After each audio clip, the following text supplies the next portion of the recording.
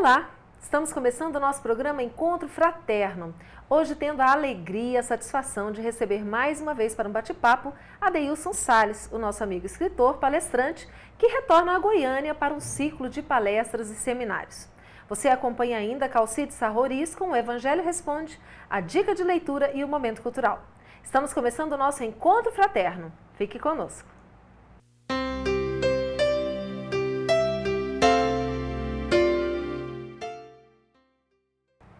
Olá, amigos! Hoje nós estamos muito felizes porque estamos recebendo novamente o nosso amigo Adeilson Salles. Adeilson, mais uma vez, seja bem-vindo. Obrigado, Ivana. Obrigado aos amigos do programa Encontro Fraterno. Já estou me tornando um goiano, porque em menos de 30 dias estou aqui em Goiás, no estado de Goiás, pela segunda vez. Muito obrigado. Olha, é uma alegria para nós. Queremos que você esteja sempre aqui conosco. Muito grato. E hoje a nossa proposta é falarmos um pouco sobre a importância do pensamento na saúde humana e na nossa vida de uma forma geral. Adeilson, quando a gente fala sobre isso, né, a importância do pensamento na saúde humana, como é que a gente pode dimensionar isso, já que o pensamento é uma coisa tão abstrata, algo até difícil de se conceituar?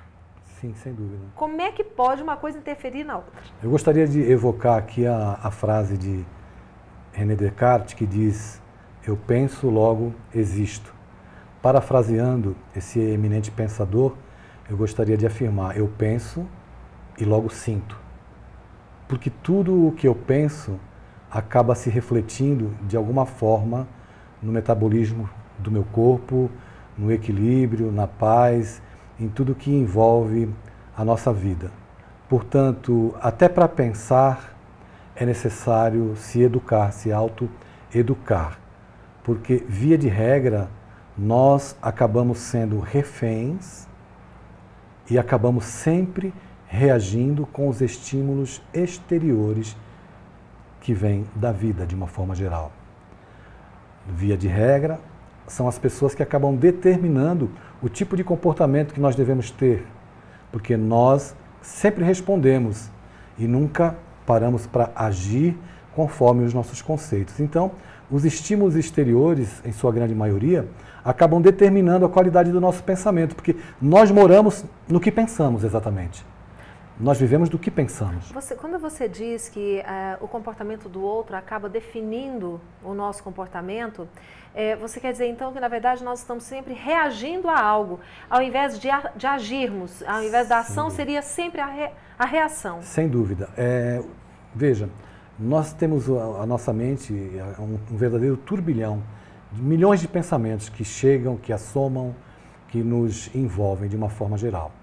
Se não tivermos critério para determinar aquilo que é nosso, buscar o nosso equilíbrio, a nossa autoeducação, além das influências espirituais, né, já que nós vivemos cercados por uma nuvem de testemunhas e num mundo de energias, nós atraímos as energias afim, nós devemos tomar muito cuidado e ter critério com aquilo que pensamos.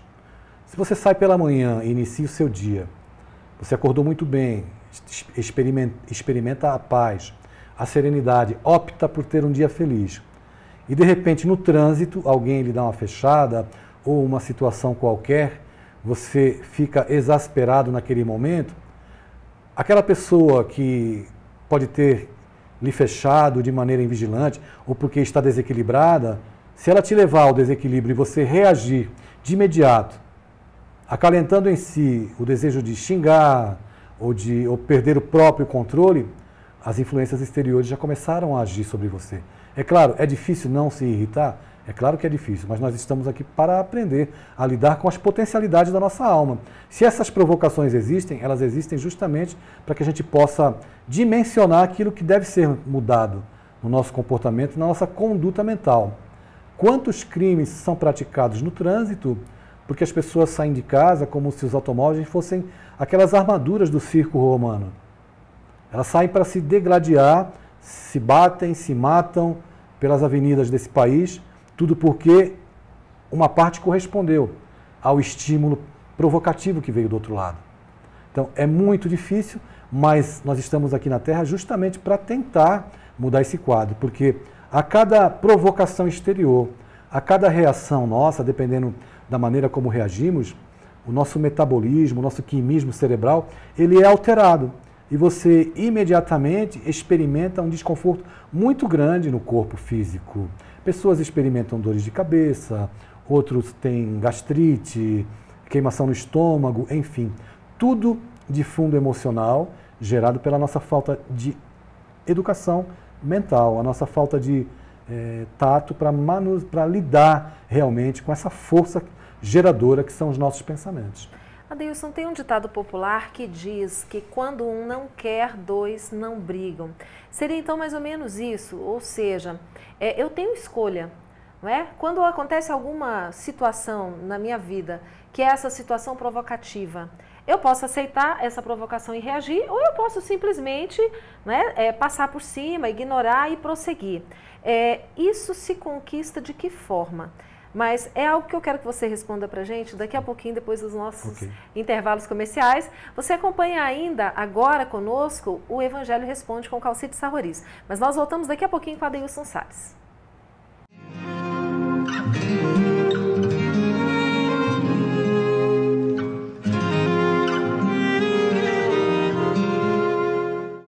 Mateus, capítulo 20, nos traz uma parábola de Jesus, a parábola dos trabalhadores da última hora. E nós encontramos no Evangelho segundo o Espiritismo uma mensagem espiritual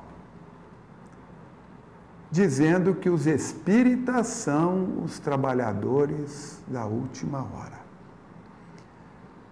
Isso talvez leve algumas pessoas a imaginarem que a espiritualidade está dizendo que os espíritas são melhores do que os demais, companheiros que adotam outros segmentos religiosos. Não é isso. Está apenas dizendo que aquilo que a doutrina espírita traz, que diferencia das demais religiões, qual seja a reencarnação e a comunicação com os espíritos, isto sim, é mensagem nova da última hora. Não existe, pela espiritualidade, qualquer intenção de excluir quem quer que seja. Nós espíritas abraçamos os nossos queridos, prezados e estimados irmãos evangélicos, católicos ou adotantes de outras práticas religiosas, Jorei, Seixonoye, qualquer uma. Todas levam ao bem. Apenas que, neste capítulo 20, ao se falar dos trabalhadores da última hora, diz aqueles que chegaram por último. Sim, a doutrina espírita chegou por último, depois das demais religiões. É assim que entendemos a notícia de que os espíritas são os trabalhadores da última hora.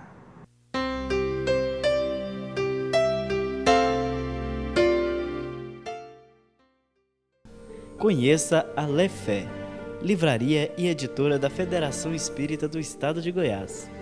Menores preços, obras selecionadas, conforto e garantia. Facilidade no pagamento, entrega a domicílio. Venha tomar um cafezinho com a gente.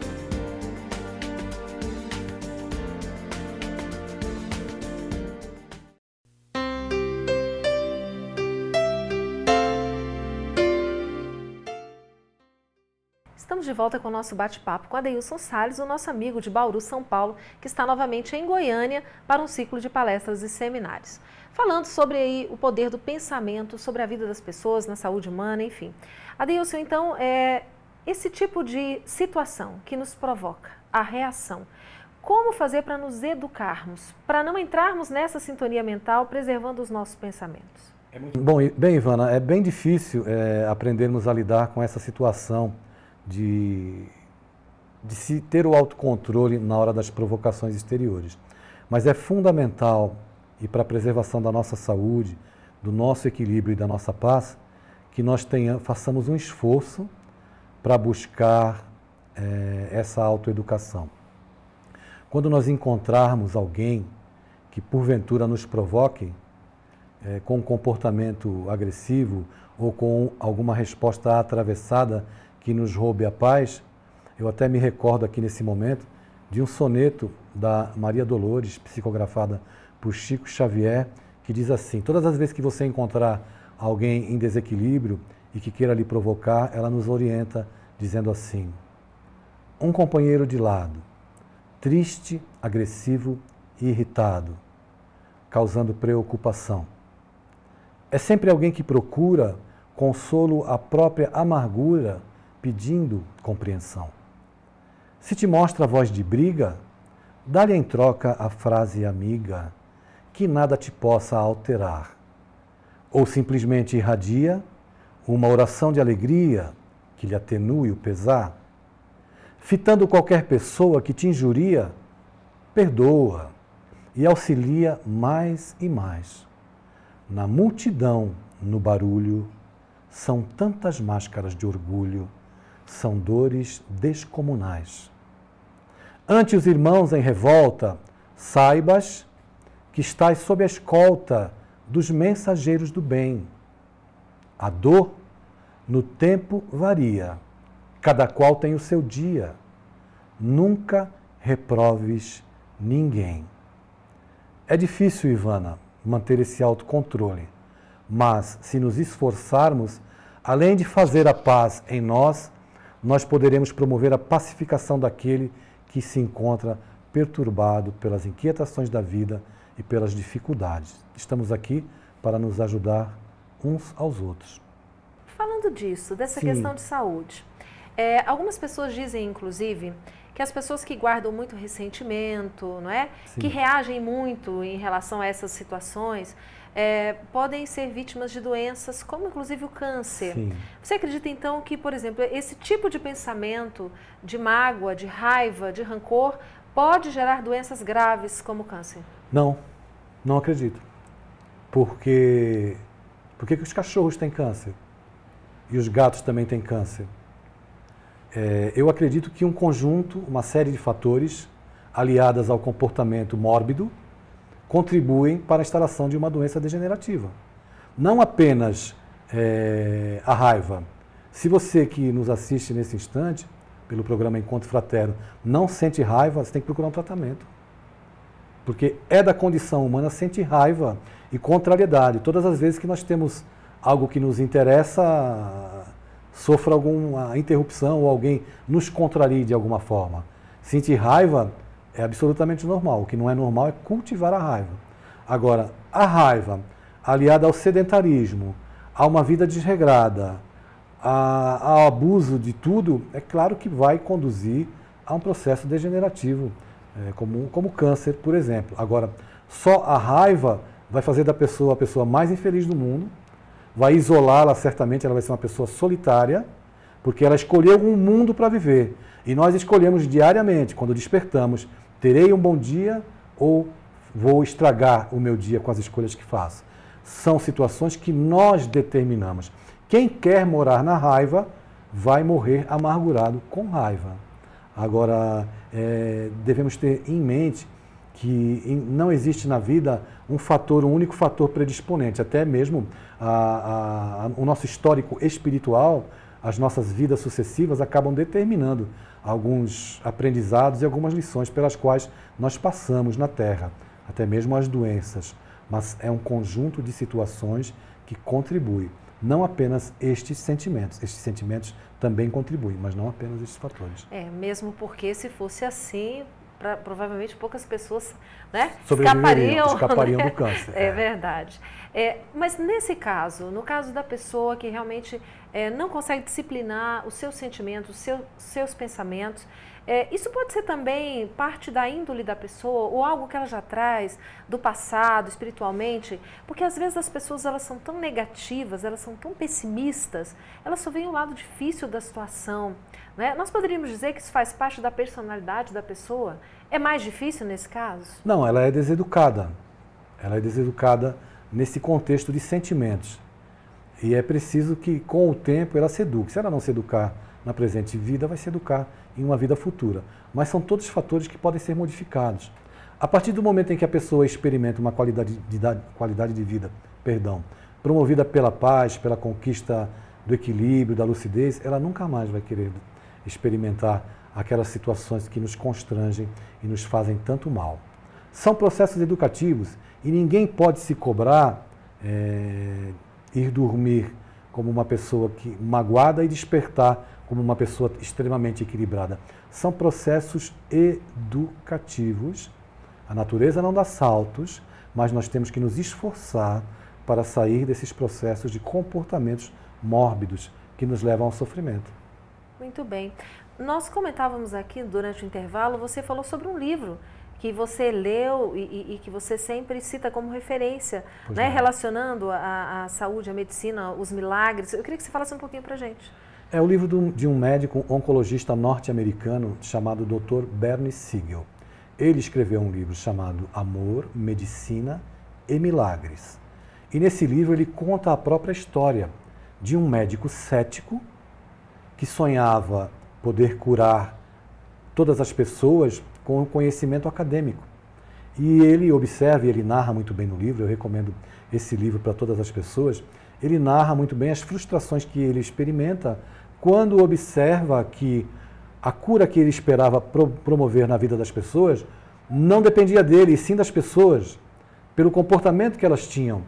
Então ele narra casos belíssimos e situações assim encantadoras e arrebatadoras que nos mostram efetivamente a influência do pensamento na saúde e que somos nós que escolhemos a vida que desejamos ter, mesmo no enfrentamento de doenças degenerativas.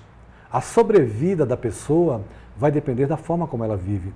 E ele narra experiências ali que trazem uma contribuição muito grande para a nossa educação e até para o enfrentamento de uma situação adversa como essa, seja no grupo familiar ou no grupo de amigos, onde nós descobrimos ali, através das experiências dele, das mudanças comportamentais dele como médico, que raspa a cabeça para ficar parecido com os pacientes que têm a queda de cabelo na quimioterapia, tira a mesa do consultório e coloca 2 sofás e faz do consultório uma sala de estar, porque ele alega que quer ficar amigo e cúmplice do paciente na luta contra a adversidade, leva a música para o centro cirúrgico, surpreendendo todos os músicos, e ele não levou para tocar a música Aí Se Eu Te Pego, é claro, ele leva Chopin, Bach, Mozart, e todos os componentes do grupo médico mudam de comportamento através da música, ficam pessoas mais dóceis,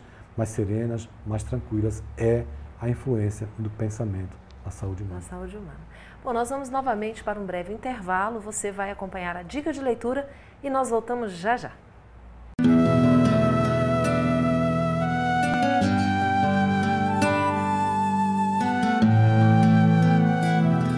Nossa dica de hoje é para a leitura de um livro muito importante para nós, estudantes da doutrina espírita. Trata-se do livro O Consolador, psicografado por Chico Xavier, e o espírito é Emmanuel. E trata em detalhes sobre o tríplice aspecto da doutrina espírita: ciência, filosofia e religião, numa metodologia agradável de perguntas e respostas e que esclarece nossas dúvidas, nossos anseios de aprendizagem. É muito importante para que a gente possa vislumbrar o cuidado que o plano espiritual tem com cada um de nós a nos orientar e nos auxiliar. E na última parte, Emmanuel nos fala sobre o Evangelho. Consola, nos dá esperança, nos dá confiança e faz com que essa leitura eleve as nossas vibrações, fazendo com que busquemos a sintonia dos bons espíritos. Boa leitura e leiam com boa vontade, com tranquilidade, que muito haveremos de aprender.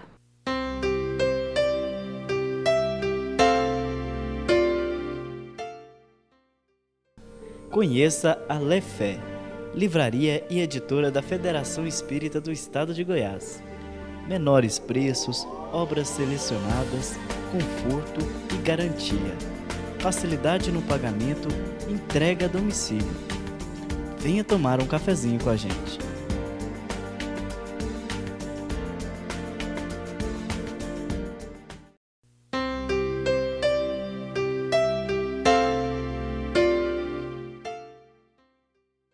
Estamos de volta falando hoje sobre a importância do pensamento na saúde humana, na vida em geral das pessoas. Conversando conosco, Adeilson Salles.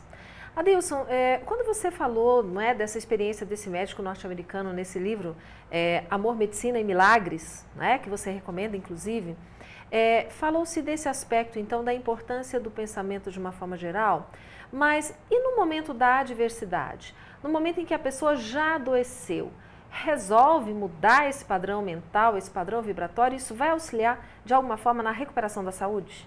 No livro Amor, Medicina e Milagres, o Dr. Bernie Siegel narra um episódio que ele teve com 100 pacientes com câncer.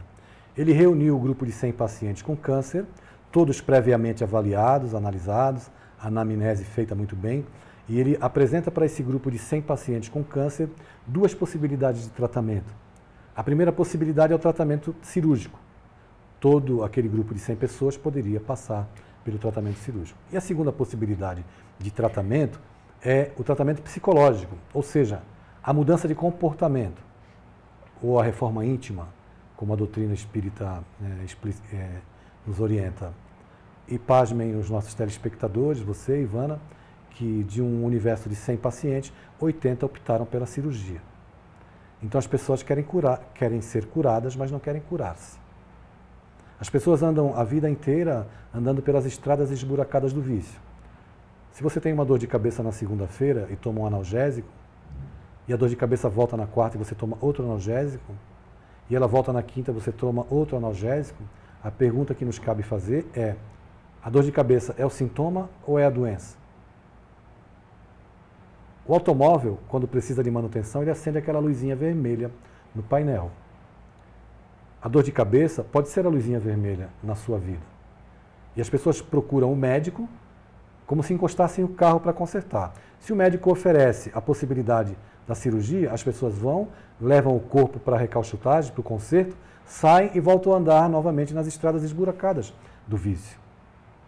Diante da enfermidade, seja ela qual for, o importante é avaliar o que aquela enfermidade traz como mensagem para a minha vida, para que eu mude de comportamento, para que eu tenha um novo comportamento ante aquele problema.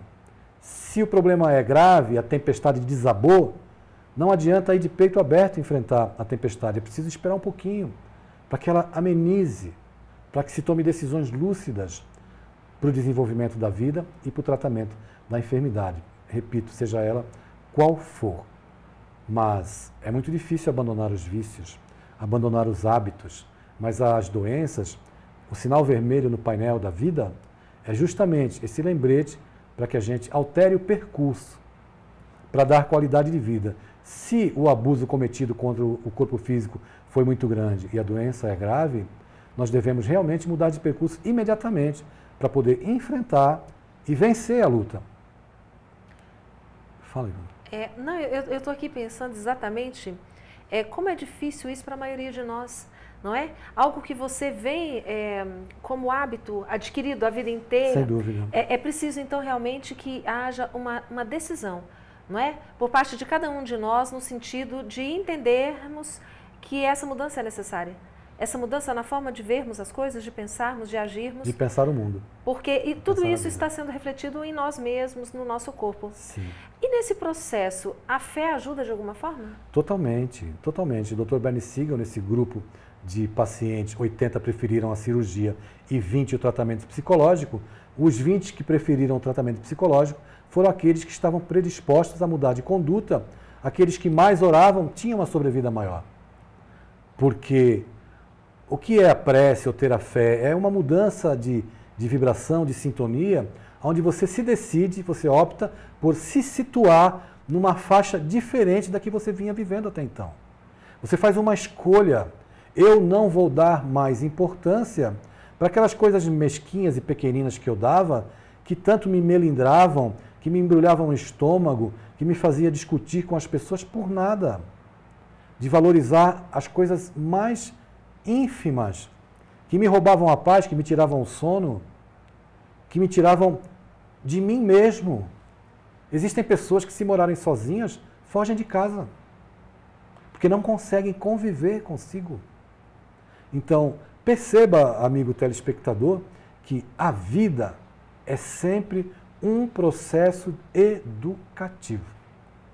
Quando alguns amigos afirmam que a Terra é uma escola, que a vida é uma escola, nós podemos constatar a veracidade dessa informação com tudo isso. Nós sempre somos convocados a nos reeducar mentalmente, nos hábitos, nas palavras, em tudo. Muito bem. Bom, fica aí então, né, para os nossos amigos que estão nos acompanhando, esse desafio que é de todos nós, de modificarmos a nossa forma de ver a vida, de modificarmos o teor dos nossos pensamentos, mesmo porque pensamento é energia, é onda vibratória, não é? Que vai entrar em sintonia com outras semelhantes. Como a gente quer só coisa boa, sim, é importante que nós tenhamos esse cuidado, não é, Adeilson? É verdade, é importante morar bem dentro de si, nos próprios pensamentos. Adeilson, muito obrigada. Eu que agradeço. Tá? Uma alegria sempre tê-lo aqui conosco. A alegria é minha, Ivana. Um abraço a todos. Nós agradecemos a você que está sempre conosco. Nós temos ainda um Momento Cultural, o programa se encerra, mas na semana que vem nós temos um encontro marcado. Um abraço a todos, fiquem com Deus. Até lá.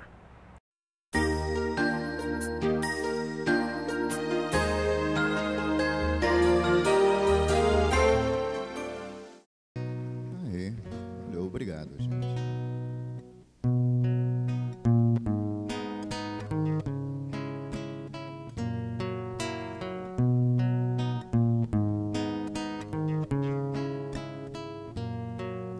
Seja como uma raiz, firme um ideal, siga seu destino. Ame a quem puder amar, dê a mão a quem chamar, tire a pedra de você e veja o sol nascer.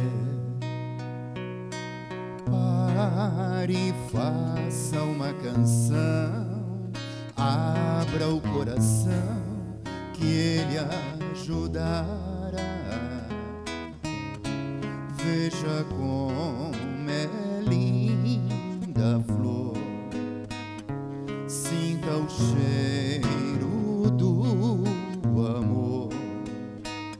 Seja irmão do seu irmão, Cristo é o nosso pão. Ser fundo ao mais fundo ser, o desejo do mais débil ser, ter a paz que finge ter, o mais puro inocente ser, ter alguém que pinte o sol, que pinte o sol, que acorde as manhãs, todas as manhãs, ver o artista que criou e amar como ele amou. Ser fundo ao mais fundo ser, o desejo do mais débil ser, ter a paz que finge ter, o mais puro inocente ser.